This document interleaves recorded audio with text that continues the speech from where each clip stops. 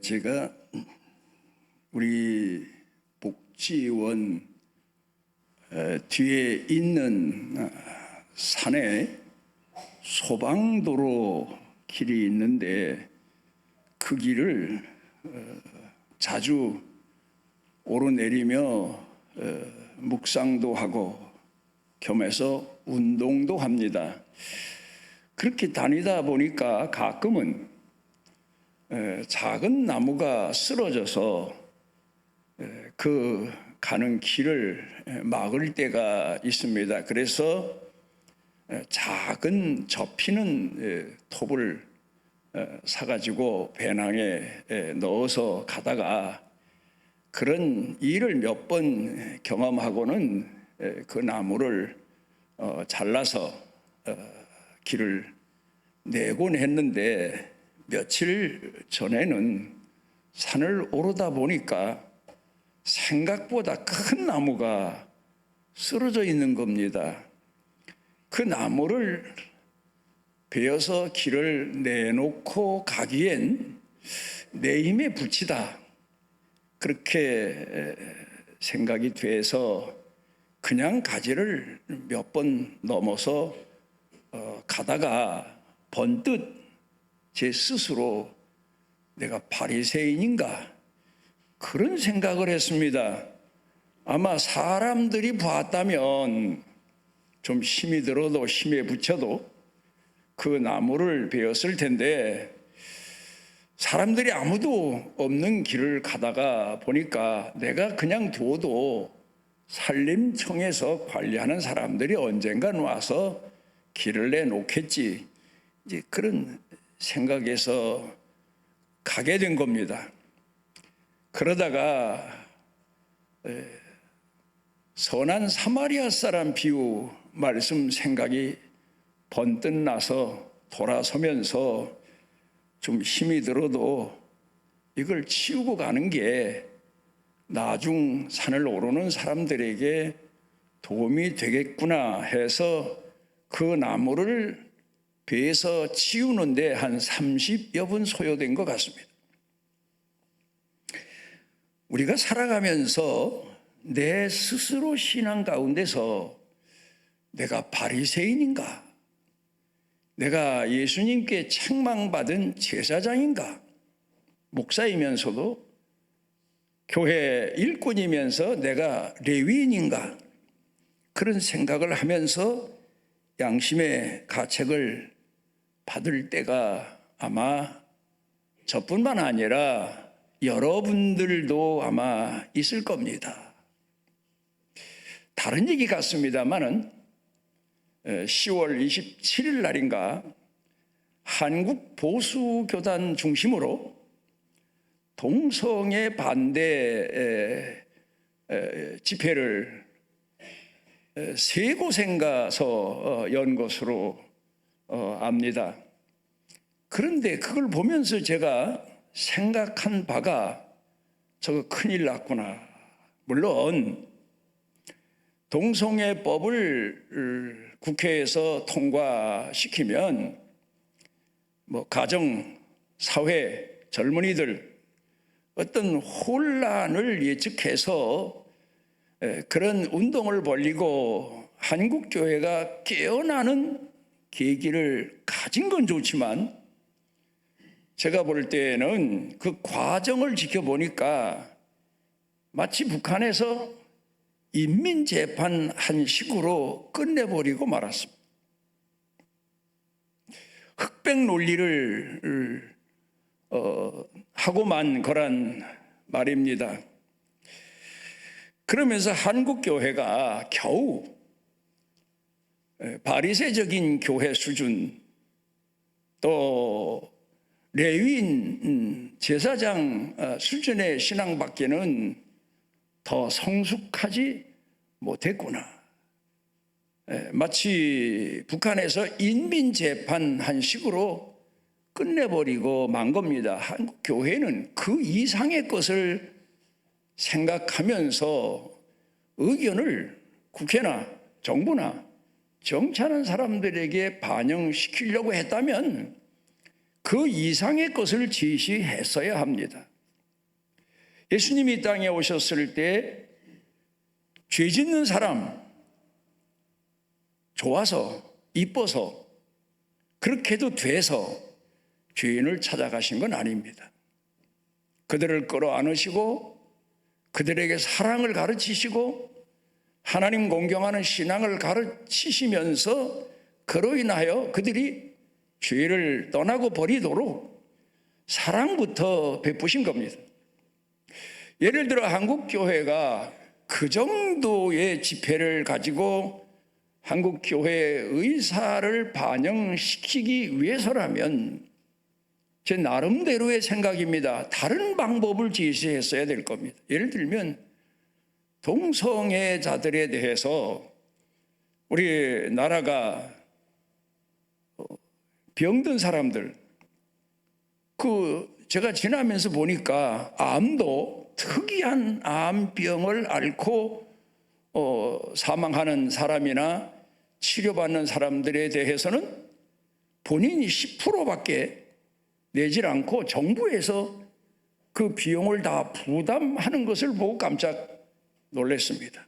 그런 것처럼 소외된 사람들, 고통 중에 있는 사람들, 갈등하는 사람들을 정부에서 지원해서 치료받도록, 그러니까 자기가 성 정체성이 없으면, 그게 헷갈리면 그걸 바로 치료받을 수 있는 길을 열어주고 치료비를 정부에서 부담하면서 그들로 하여금 정상적인 남녀 구분을 가지고 살아갈 수 있도록 도와주는 어떤 그런 좀 더 깊은 문제를 가지고 사회에 반영하고 정치에 반영하기 위해서 나섰어야 되는데, 아직도 한국교회는 흑백 논리 수준에만 머물러 있고, 물론 한국교회가 그나마도 깨어있지 못하고 그냥 사회가, 세상이, 국가가 어떤 일을 행해도 묵묵부답으로 있다는 것도 한 가지 잘못일 수 있지만, 우리가 보다 더 성숙한 신앙인들의 모습, 소외당하고 고통당하는 사람들의 마음을 헤아려주는 어떤 정책, 또 아니면 마음, 이런 것들을 생각하면서 교회가 성장해 가야 될 겁니다. 만약에 오늘 예를 들어서 우리 교회의 목사님들에게 성정체성을 상실한 사람이 와서 상담하면 흑백 논리만 얘기하면 그 사람은 그냥 교회를 등지고 가버리고 말 겁니다. 그렇다고 그런 상태를 인정해주고 동성애를 지속하면서 살아도 주례해주고 축복해주고 그러자는 얘기가 아니지 않습니까? 그들을 끌어안고 고민과 아픔과 갈등을 헤아려주고, 그러면서 그들로 하여금 성정체성을 바로 찾을 수 있도록 도와주는 그런 상담도 필요하고, 그런 마음가짐도 필요하고, 돌봄도 필요하지 않나. 한국교회의 성숙의 문제, 이런 문제를 요사이 제 자신이 놓고 기도하고 고민하고 생각해 본 내용을 제가 잠시 말씀드렸습니다.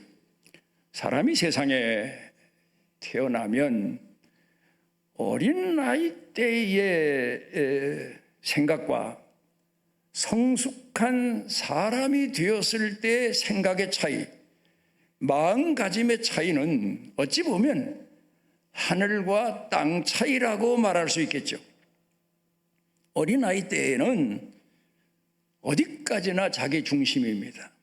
그리고 부모를 마치 전지전능하신 하나님을 아는 것처럼 신앙인들이 그렇게 알고 그런 마음으로 보채고 그런 마음을 가지고 요구하고 부모를 의지하고 그러면서 아이가 자라갑니다. 그리고 부모에게 때만 쓰면 모든 게 다 해결되는 줄로 생각하고 그 해결이 안 될 때 원망도 하고 해결해 주면 기뻐하고 그 수준으로 자라가는데, 자라가서 어느 만큼의 나이가 들면서 전에는 깨닫지 못했던 부모의 다른 면을 발견하기 시작합니다. 그게 뭔가 하면 부모가 헌신하시는 모습을 봅니다. 심지어 희생하는 모습을 봅니다. 그리고 그 모습을 배워가기 시작을 합니다. 그러면서 비로소 부모가 어떤 분인가를 알게도 되고, 자신도 부모의 마음을 담고 부모의 행동을 닮아가면서 전에만 해도 독선적이던 아이가 형제도 분별할 줄 알고 부모도 헤아릴 줄 알고 이웃도 돌이켜볼 줄 아는 그런 성숙한 사람으로 자라가야 됩니다.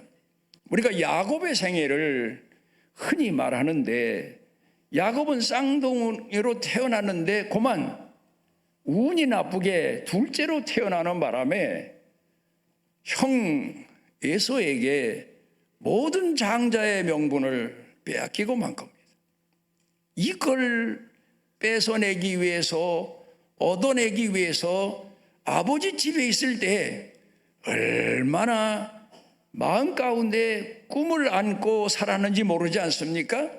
그러다 기회가 오니까 형을 속여서 결국 약점을 잡아서 형으로부터 장자의 명분을 얻어내고, 심지어는 아버지를 속여서 장자의 축복까지 얻어냅니다. 어린 나이 수준의 신앙입니다. 교회 성도들이 나와서 초신자 때에 신앙생활하는 모습을 보면 하나님은 어떤 분이냐? 전지전능하신 하나님.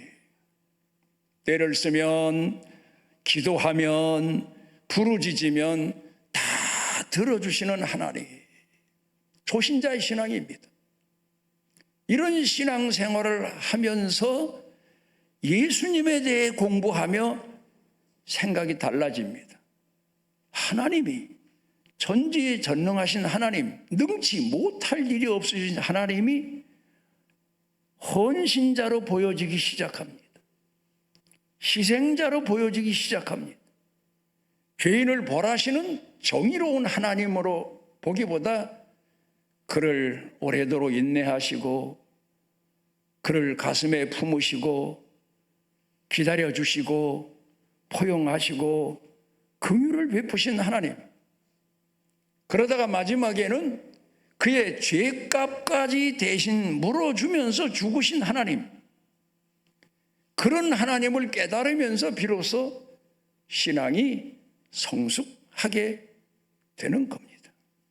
여러분, 우리 사회를 보면 참 유치하기 짝이 없는 그런 사회가 오늘 한국 사회입니다. 민주주의 국가라고 하지만 미국도 따라가려면 아직도 먼 얘기고, 영국 같은 민주주의가 발전된 나라를 따라가려면 우리는 젖먹이 어린 나이에 불과한 그런 정치 사회를 이루고 있지 않습니까? 뭐든지 독점하고 싶고, 뭐든지 능력을 행사하고 싶고, 뭐든지 자기 권력을 행사하고 싶고, 그걸 차지하기 위해서 싸우고 비난하고 거짓말하고 속이고. 야곱이 변화되기 전이나 다를 바가 없습니다. 근데 교회에서도 신앙생활하면서 초년 신앙을 가진 상태로 10년이고 20년이고 변하지 않는 사람들이 있습니다. 그런데도 세월이 가다 보니까 교회 일꾼으로 세워지게 되고 교회 일의 전반에서 책임을 맡기기도 하고, 그런데도 그런 사람 신앙을 보면 초보적인 신앙에 불과합니다. 자기가 상자리에 앉아야 되고, 자기 의사가 반영돼야 되고, 자기가 모든 걸 독점해야 되고, 이렇게 성숙하지 못한 교회 일꾼들이 많을 때 교회가 성장하지를 못하고 혼란에 혼란을 거듭하고 그러지 않습니까? 우리가 이런 면을 돌아보며 성도들에게도 그렇고 가정에서도 두 가지만큼은 분명하게 자녀 교육이나 성도 교육을 해야 되는 게 있습니다. 기본적인 교육입니다. 첫 번째로는 타인을 존중하고 배려할 줄 아는 신앙을 가르쳐야 됩니다. 남이 나보다 낫다는 그런 생각을 가질 수 있도록 가르쳐야 됩니다. 내가 20년 믿었어도 초신자만큼의 열정도 잊어버렸고 진실성도 잊어버렸다. 교회가 어떤 곳인가에 대한 상식도 잊어버렸다. 교회 초년 때에는 교회 나와서 함부로 말도 못합니다. 하나님이 계신 곳. 그런데 몇 년 예수 믿고 교회 일꾼 되다 보면 손들고 하는 소리 들어보면 자기가 이 교회에 하나님 없는 왕으로 등극한 것처럼 그렇게 악을 쓰고 떠들고 그러다 보니 싸움이 일어나고 멱살 잡고 한국 교회 다투고 싸우는 꼴들을 보면 서울에서 큰 교회 몇 교회들이 계속 지금까지 그래 오는 모습들을 보면 어린아이 수준에 불과한 겁니다. 그러니까 남을 배려하고 남을 이해하고 남을 나보다 낫게 여기고 연륜은 예수 믿은 지 횟수는 남들보다 몇 갑절을 내가 더 신앙생활을 했다 하더라도 때로는 초신자만큼의 겸손도 없고 초신자만큼의 낮아짐도 없고 처음 교회 나오는 사람만큼 하나님 두려워하는 마음도 상실하고 없어지고 거만이나 떨다가 그러다가 죽으면 또 교회 일꾼으로 죽었다고 해서 뭐 있는 없는 영광은 다 돌리고 그게 한국교회 실정이란 말입니다. 그래서 분명 우리가 자녀들에게도 가르쳐야 될 내용이고 교회에서 가르쳐야 될 내용은 나보다 남을 낫다 여길 줄 알아야 돼. 공부를 아무리 많이 했어도 공부 못한 사람이 나보다 낫다 이런 마음을 가질 수 있도록 가르쳐야 됩니다. 배우면 그렇게 됩니다. 성경을 많이 보면 그렇게 됩니다. 말씀을 읽어보면 그렇게 됩니다. 내가 큰 공을 교회에 세웠을지라도 교회에 나온 초신자가 오히려 나보다 하나님 앞에 더 인정받고 사랑받는 사람이다. 그런 생각을 할 수 있는 사람으로 키워야 돼. 형제 중에도 잘난 자식이 있고 못난 자식이 있어도 잘난 자식이 못난 자기 형제를 나보다 낫다 이런 생각을 가질 수 있도록 교육을 시켜야 됩니다. 그 다음에 두 번째로는 베푸는 자가 되도록 섬기는 자가 되도록 응답하는 자가 되도록 빚진 마음을 가진 자가 되도록 가르쳐야 됩니다. 예를 들어 성경을 우리가 돌아가서 보면 내가 먼저 됐다. 먼저 된 자세나 하고 먼저 된 자의 거만이나 떨고 그건 자신이 하나님으로부터 빚졌다는 사실을 망각한 사람의 태도입니다. 예를 들어서 동일한 사람인데 남들보다 나를 하나님께서 먼저 되게 하셨다. 그러면 나중된 자에게 내가 빚졌다는 사실을 우리 그리스도인들이 다른 신앙을 가지면 깨달아야 됩니다. 내가 부유하게 됐다. 그러면 가난한 사람에게 내가 빚졌다는 사실을 깨달아야 됩니다. 왜 내가 그 사람들에게 빚졌다는 마음을 가져야 됩니까? 우선 하나님으로부터 동일한 시대에 사는데 하나님이 내게는 형통하게 해주셔서 더 많은 것을 소유하게 됐지만 다른 사람에게는 나만큼의 은혜를 베풀지 않으셔서 나로 하여금 그에게 은혜를 베풀게 하기 위해서 하나님이 내게 먼저 되게 하셨고 부유하게 하셨다면 내가 하나님 앞에 큰 빚을 진 자입니다. 여러분 성경 마태복음 19장 16절로 22절을 보게 되면 어떤 한 청년이 부자 청년이 성공한 청년이 예수님께 나와서 질문을 합니다. 내가 무엇을 하여야 영생을 얻으리까? 그러자 예수님께서 두 가지를 제시하십니다. 첫째로는 내 가진 것을 팔아서 가난한 사람에게 나누어 주어라. 그게 무슨 얘기입니까? 너 가난한 자에게 빚진 거 아니야? 같은 시대를 살면서 하나님이 내게 많은 축복을 주셔서 부자로 살게 된 것은 가난한 사람에게 내가 빚진 거다. 하나님으로부터 큰 복을 혼자 받았으니 가난한 사람에게 사랑의 빚을 졌을 뿐만 아니라 물질적인 빚도 졌다. 그래서 선진국 같은 데에서는 성공한 사람들이 사회에 자기 재산을 기부하고 가난한 사람들을 위해서 기부하는 것은 내가 그동안 부여하게 된 것이 가난한 사람들 또 사회 각 분야에 있는 사람들에게 마음의 빚을 졌고 사랑의 빚을 졌고 실질적으로 경제적인 빚을 졌기 때문에 내가 이렇게 부여하게 됐다는 의식에서 나누기 시작하고 되돌리기 시작하는 거 아닙니까? 그러니까 우리가 아이들을 집에서 키울 때에도 답례할 줄 아는 아이. 여러분, 답례에 있어서 두 가지가 꼭 필요합니다. 제가 생각해 볼 때에는 하나는 빚을 갚는다는 마음입니다. 빚진 마음입니다. 누구에게 은혜를 입었으면 그냥 지나칠 게 아닙니다. 내 형편껏 내가 답례할 수 있는, 북한은 뇌물사회라고 하는데 제가 지금 말씀드리는 건 그거 아닙니다. 성경이 가르치는 내용을 보면 하나님께 은혜 입은 것을 깨달았으면 감사한 마음을 표현할 줄 알아야 되고, 사람에게도 신세를 졌거나 은혜를 입었으면 작은 거라도 표현할 줄 아는, 그걸 자녀들에게 가르쳐야 됩니다. 자기는 마치 태어날 때부터 남에게 도움이나 받아야 될 그런 운명인 것처럼 착각하고 사는 사람은 아직 신앙교육을 못 받은 사람이죠. 가정에서도 가정교육을 못 받은 사람이죠. 저는 아이들이 우리 집에 오면 하는 얘기가, 너희들 누구한테 은혜 입으면 꼭 답례를 해라. 작은 거라도 좋다. 정성껏 글을 써서라도 좋다. 은혜에 보답할 줄 아는 사람이 돼야지. 그게 바로 빚을 조금이라도 갚아가는 거다. 교회에서 역시 마찬가지입니다. 그래서 여러분들이 사람과 대면해보고 거래해보고 만나보면 사람들이 고정관념에 사로잡아 있습니다. 어떤 분이 지금은 소천했는데 저를 만나서 용서하십시오 여러분. 용서하시고 들으십시오. 내가 그런 사람이란 광고를 하거나 나를 의인화해서 하는 얘기가 아닙니다.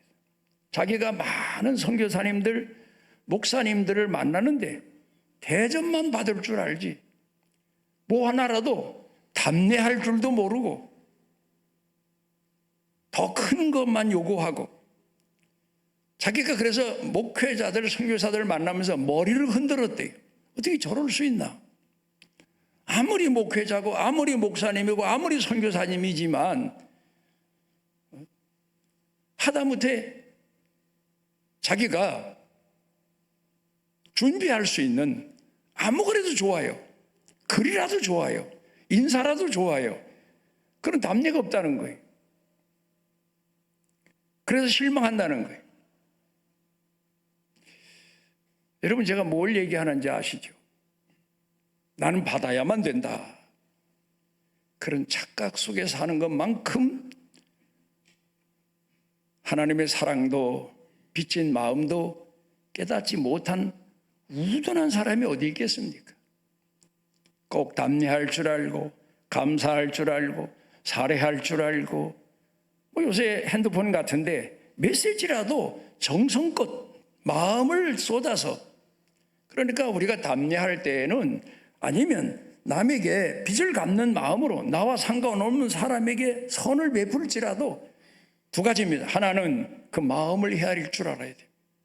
그리고 그 형편을 헤아릴 줄 알아야 됩니다. 그런 마음을 가져야 성숙한 신앙인이고 예수님을 닮는 신앙인이고 예수님에게서 배운 신앙인입니다. 예수님께서 보십시오. 병자를 고쳐도 그냥 고칩니까? 그 마음을 헤아리고 쓰다듬어 주고 어루만져 주고 그러면서 예수님께서 병자를 고치십니다. 그런데 우리들이 오늘을 살면서 이런 신앙을 성경을 통해서 하나님이 우리에게 가르치시는데 그걸 오해하고 착각하고 자기 이기적인 욕심에만 급할 때만 하나님을 찾는, 그러니까 어린아이가 급할 때만 부모 찾고 제 형편이 나아지면 부모 나 몰라라 하는 자식처럼 그런 식으로 예수 믿는다는 것 교육의 부재입니다. 여러분은 어떤 마음을 가지고 오늘을 살며 어떤 모습을 자녀들에게 유산으로 물려주고 싶습니까? 자식에게 유산으로 뭘 물려주고 싶습니까? 돈을 꽁꽁 모았다가 돈 한 푼이라도 더 물려주고 싶습니까? 아니면 빚진 마음, 섬김의 도리를 다하는 신앙인의 참모습, 성경이 가르치는 하나님이 원하시는 그런 사람의 모습을 신앙 유산으로 물려주고 싶습니까? 성경은 우리에게 가르치는 교훈이 바로 그거 아닙니까? 하나님의 독생자 예수님이 이 땅에 오셔서 하나님을 어떻게 섬겨야 되는지, 전능하신 하나님 아버지를 어떻게 섬겨야 되는지 본인이 희생하고 헌신하시면서 하나님 말씀 한마디면 천사까지 다 동원할 수 있는 일인데도 그렇게 어린아이 수준으로 예수님이 신앙생활 하신 게 아니라 낮아지는 자로, 섬기는 자로, 헌신하는 자로, 왜 우리로 하여금 그렇게 예수님을 보고 배우도록. 오늘 성경 본문 말씀으로 돌아가서 보면 베드로의 신앙, 마치 야곱이 아버지 집에 있을 때 신앙과 다를 바가 없습니다. 그 일로 인해서 모든 걸 다 얻은 줄 알았더니 결국 형 에서에게 미움을 받아서 외삼촌 집으로 도망가지 않습니까? 아까 찬송 부를 때에도 야곱이 잠 깨어 그 찬송을 불렀는데 야곱의 생애가 아버지 집에 있을 때 하고 아버지 집을 떠나서 이제 외삼촌 집에 갑니다. 그런데 그 외삼촌이 지독한 사람 아닙니까? 야곱이 말한 것처럼 10번이나 자기 조카에게도 약속한 싹스를 변경하는 사람이에요. 그러니까 권모술수에 능한 사람이에요. 그런 사람에게 가서 섬김의 훈련을 받습니다. 여러분, 선을 행하다가 낙심할 경우가 많죠. 야곱을 생각해 보십시오. 10번이나 거의 20년이나 장인이라는 분에게 쏟고 또 쏟고 이용당하고 또 이용당하고 그 야곱의 생애입니다. 그러면서 야곱이 배우는 게 뭡니까? 섬김이 뭔가를 배웁니다. 인내가 필요하고 낮아짐이 필요하고 그러면서도 계속 더 충성하고 섬기는 그런 자세로 낮아지게 되고 훈련되게 되고, 근데 마지막에 약복강가에서 야곱이 하나님으로부터 얻어맞는 환도뼈를 얻어맞는 그 내용이 제가 생각해 볼 때에는 하나님이 야곱을 연단시키신 최후의 방법. 우리는 보통 하나님은 그 사랑하는 자에게, 하나님을 섬기는 자에게 축복하시고 아픔이 있으면 어루만져 주시고 상처가 있으면 싸매 주시고 그런 하나님으로만 생각을 했는데, 하나님이 야곱이 그렇게 축복해 달라고 매달려도 축복은커녕 환도뼈가 의골되도록 때리셔서 치셨어요. 그랬으면 그동안 섬김에 대해서 훈련이 안 된 야곱이면 아마 하나님 원망하고 그리고 돌아섰을 겁니다. 아니, 하나님이 날 치다니. 나는 지금까지 하나님은 그 찾는 자, 믿는 자, 선택된 자의 하나님인 줄 알았는데 나를 치시다니. 내 외삼촌도 내 환도뼈는 안 때렸는데, 부수지 않았는데 그랬을 거 아닙니까? 그런데 울면서 그렇게 맞으면서도 하나님께 매어 달립니다. 여러분, 우리가 신앙생활 하다 보면 이건 분명 하나님이 지셨다. 이건 분명 하나님이 주신 잔이다. 이게 남이 준 게 아니다. 사탄이 준 게 아니다. 이웃을 잘못 만나서 준 게 아니다. 이건 분명 하나님이 주신 잔이다 할 때가 있어요. 그 잔을 아버지께서 내게 주신 잔으로 알고 마시겠다고 나서신 예수님에게서 우리는 많은 걸 생각하게 됩니다. 어떤 때에는 그렇게 사랑하는 사람이 내게 쓴 잔을 줄 때도 있고, 나를 독살하는 잔을 줄 때도 있고, 치명적인 잔을 줄 때도 있고, 그래도 하나님이 주신 잔으로 알고 감사한 마음으로 그 잔을 마시면서 하나님이 원하시는 길로 나아가는 것, 그게 바로 우리가 예수님에게서 배우는 교훈입니다. 그런데 오늘 성경 본문의 말씀을 놓고 보면 베드로가 아직까지 어린아이 신앙입니다. 우리가 생각할 때 예수님께서 베드로를 처음 부르실 때에 바닷가에 가셔서 고기잡이를 허탕친 베드로를 만나시고, 그리고 그에게 많은 고기를 잡도록 이제 기적을 체험하도록 이끌어 주시지 않습니까? 그때 베드로가 그 기적적인 축복, 기적을 체험하곤 예수님께 나와서 주여 나를 떠나소서 나는 죄인이로소이다. 그 고백이 앞으로 사는 베드로의 신앙 고백 그 자체인 줄로 알지만 아니에요. 그땐 그랬어요.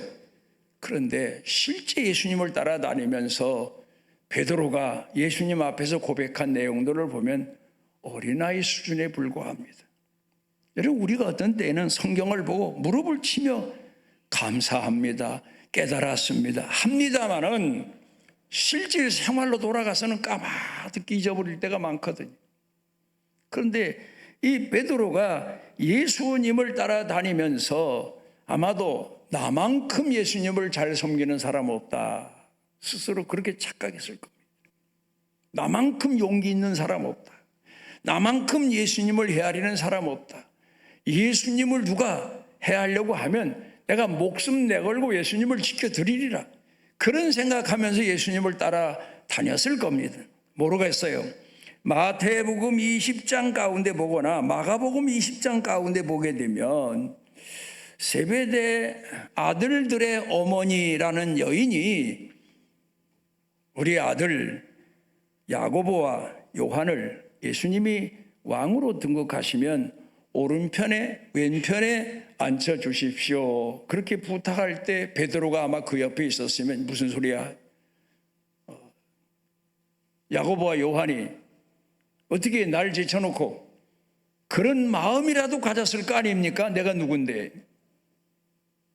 하여튼 베드로가 성숙하지 못했기 때문에, 또 그런가 하면 누가복음 10장 쭉 내용을 놓고 보게 되면 제자들끼리 누가 더 크냐, 누가 수제자냐, 누가 예수님께서 앞으로 왕 되시면 누가 총리 대신이 될 거냐, 오늘로 말하면 그런 논란 자리다툼을 할 때 예수님께서 제자들의 마음과 제자들의 생각을 아시고 큰 자가 되려면 작은 자를 섬길 줄 알아야 된다, 그렇게 가르치시지 않습니까? 작은 자가 나보다 낫다. 부자가 되려면 가난한 사람들에게 빚진 마음을 갖는 그런 신앙인이 돼야 되지, 내 잘나서 내가 복을 받아서 내가 열심히 해서 남들보다 잠을 안 자서 남들보다 머리가 좋아서 내가 더 많은 재산을 모으고 성공했다, 그만입니다. 그런데 바로 오늘 성경 본문에 보면은 그렇게 제잘난 맛에 살면서 예수님을 따른 예수님과 제자들을 모아놓으시고 내가 이제 앞으로 십자가를 질 텐데 그때 너희가 다 나를 버리리라 그랬더니 베드로 하는 말 보십시오. 나는 절대 예수님 안 버리겠습니다. 목숨을 내걸고 예수님을 끝까지 지키고 예수님과 함께 죽는 자리도 가겠습니다. 그렇게만 말했으면 좀 나아요. 그래도 나아요. 그래도 물론 자기 자신이 앞으로 급한 상황이 되면 예수님 부인할 걸 모르고 자기 자신을 모르고 하는 소리지만 거기다 하나 더 덧붙입니다. 이 사람들이 나를, 예수님을 버려도 나는 얼마나 남을 무시했습니까? 3년 동안 예수님을 따라다니면서 그렇게 교육을 받았는데도 순간뿐이었지 실질적으로 사건 앞에서는 남을 무시하고 멸시합니다. 얼마나 큰 교만한 사람으로 베드로가 예수님을 3년 동안 따라다녔는지 모릅니다. 자기 공로가 쌓이고 자기가 누구보다 성격상 앞장서는 사람이고 남들이 아마 얘기한데도 그렇게 말했을지 모르지만 자기 약점을 모르고 허물을 모르고 남보다 내가 못하다는 사실을 깨닫지 못하지 않습니까? 그러다 결국 예수님께서 부활을 하셨는데도 자기 옛날 고기잡이 업으로 돌아갑니다. 무슨 낯짝으로 예수님을 뵙겠습니까? 예수님 뵐 얼굴이 아니잖아요. 예수님을 3번이나 부인했으니 큰 소리 낮춰놓고 죽을지언정 이 사람들이 다 예수님을 버려도 그렇게 큰 소리 쳐놓고 예수님을 3번이나 부인했으니 이 베드로가 부활하신 예수님도 그 얼굴 가지고 뵐 수가 없어서 자기 옛날 업으로 돌아갑니다.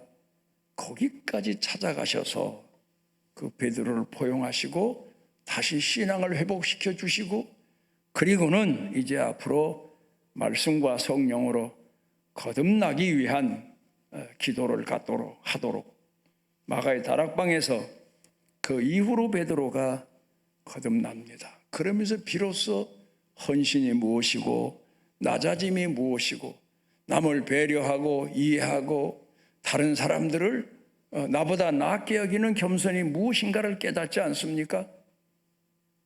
그래 나중에 전설이긴 하지만 그가 순교당할 때 예수님은 바로 십자가에 못 박혀 돌아가셨지만 나는 거꾸로 못 박아라 했다는 전설처럼 그가 얼마나 겸손한 사람이 됐고 남을 섬기는 사람이 됐고 낮아진 자가 됐고 남을 포용하는 자가 된 날을 우리가 생각해 볼 수 있습니다. 그러니까 오늘 성경 본문 말씀으로만 보면 이 모자란 신앙인의 허풍, 허세 오늘 우리의 모습을 여기서 찾아봐야 됩니다.